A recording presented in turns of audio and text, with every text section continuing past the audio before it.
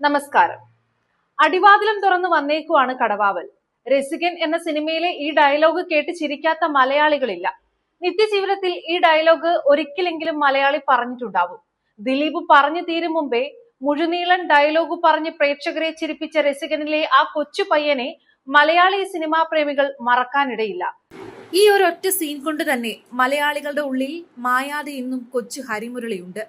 ഹരിമുരളിയുടെ അകാല വിയോഗത്തിന്റെ നടുക്കം വിട്ടുമാറിയിട്ടില്ല സിനിമാ പ്രേമികൾക്ക്. രസികന് ശേഷം അണ്ണൻ തമ്പിയിൽ സിദ്ദിഖിന്റെ ചെറുപ്പമായും അമർ അക്ബറം തോണിയിൽ പൃഥ്വിരാജിന്റെ അനുജനായും സിനിമയിൽ എത്തിയിരുന്നു ഹരിമുരളി. കുട്ടിത്താരമായി ചില സീരിയലുകളിലും വേഷമിട്ടു. അഭിനയം പഠനത്തെ ബാധിക്കുന്നുവെന്ന് തോന്നിയപ്പോൾ സിനിമയും സീരിയലും ഉപേക്ഷിച്ചു. ബംഗളൂരുവിൽ ഉന്നത വിദ്യാഭ്യാസം പൂർത്തിയാക്കി UAE പോയ ഹരിമുരളി കുറച്ചു വർഷങ്ങൾക്ക് മുൻപാണ് നാട്ടിൽ തിരിച്ചെത്തുന്നത്. VFX ആർട്ടിസ്റ്റ് ആയിരുന്നു. ഹരിമുരളിയുടെ അച്ഛൻ ഒരു നാടക സംവിധായകനും ആർട്ടിസ്റ്റുമാണ്. അതുകൊണ്ട് തന്നെ വളർന്നതൊക്കെ നാടക ക്യാമ്പുകളിലായിരുന്നു.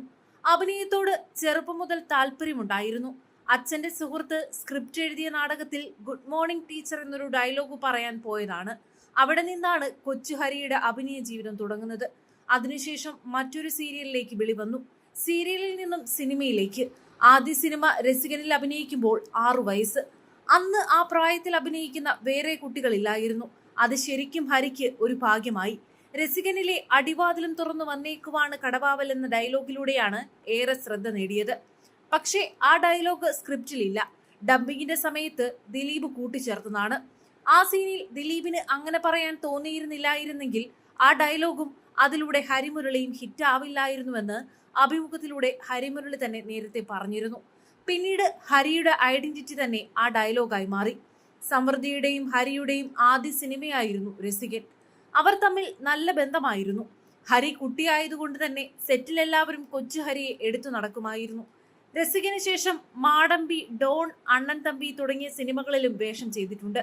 പക്ഷേ ഇമ്പാക്റ്റ് ഉണ്ടാക്കിയത് രസികനിലെ കഥാപാത്രമാണ്. സിനിമയിൽ നിന്നും മാറി നിൽക്കാനുള്ള കാരണം പഠനം മാത്രമായിരുന്നില്ല, മറ്റു ചിലത് കൂടെയുണ്ട്. സോഷ്യൽ മീഡിയ അത്ര പരിചിതമില്ലാത്ത കാലത്താണ് അയാൾ അഭിനയിച്ചു തുടങ്ങിയത്. അതും 4.5 വയസ്സിൽ. സീരിയലിൽ അഭിനയിക്കുന്നത് കൊണ്ട് ആളുകൾക്ക് മുഖം പരിചിതമായിരുന്നു. അത് പേഴ്സണലി ഹരിയെ ഒരുപാട് ബാധിച്ചിരുന്നു. വീടിനടുത്തുള്ള കുട്ടികൾ തന്നെ കളിക്കാൻ പോലും കൂട്ടില്ലായിരുന്നുവെന്ന് ഹരി തന്നെ പറഞ്ഞു. സ്കൂളിൽ പോയാലും കുട്ടികൾ സംസാരിക്കാതെ മാറി നിൽക്കും. തന്നെ വേറെ എന്തോ ആയിട്ടാണ് കുട്ടികളൊക്കെ കണ്ടതെന്ന് ഹരി ഒരു അഭിമുഖത്തിൽ തുറന്നു പറയുന്നുണ്ട്. ചെറിയ പ്രായത്തിൽ വിട പറഞ്ഞ നടൻ ഹരിമുരളിക്ക് ഒട്ടേറെ സിനിമാ താരങ്ങളാണ് അനുശോചനം അറിയിച്ച് രംഗത്തെത്തിയിരിക്കുന്നത്.